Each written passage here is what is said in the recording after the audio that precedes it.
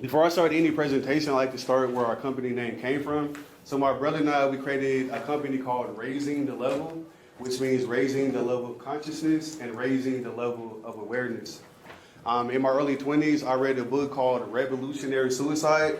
It was written by Huey P. Newton. Raise your hand if you know who Huey P. Newton is. All right, one person, that's cool, at least one person knows. So Huey P. Newton and Bobby Seale, they created the Black Panther Party. It was a political organization back in the 1960s.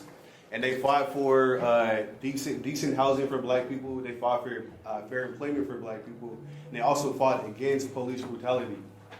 So back in the 1960s in America, it was like really racist and a lot of stuff going on against black people in America. So the Black Panther Party created this organization so they can police the police. So the police would do patrols around the neighborhood, and the Black Panther Party would follow the police around to make sure that they're not, doing illegal practices with black people inside the communities. And so they were an armed patrol group, and they also taught resources. They taught science, they taught literature, they taught legal, medical, all those type of things as well. So our company name came from me reading that book. Inside the book, Huey P. Newton wrote, the only way to help the black community is by raising their level of consciousness, and then they'll create their own schools, hospitals, economic institutions, and things that can help our community out. So when I was reading the book, I was like, wow, Raising the Level would be a perfect name for a company, because what we're trying to do is raise the level of consciousness for everybody. And consciousness, like on the board, consciousness is power. It's how we think about things, how we perceive the world, how we perceive society. So our goal is to increase the consciousness for black people and as well as other groups, because other groups are in this situation with us.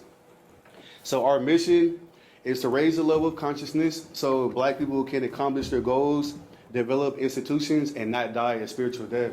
Can somebody give me an example of what I mean by dying a spiritual death? Because you can die physically, but you can also die spiritually.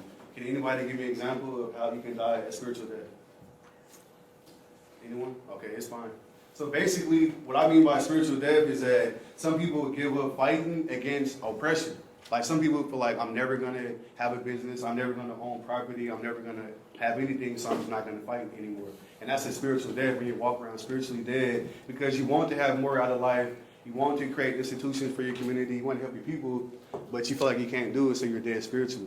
So people walking around dead spiritually, but they're alive physically. So our mission is to raise people from a spiritual death and make them alive and make them happy and make them want to accomplish their dreams, accomplish their goals, and be entrepreneurs. Like my brother and I, when I was in my early 20s, I didn't know who I was, what I wanted to do.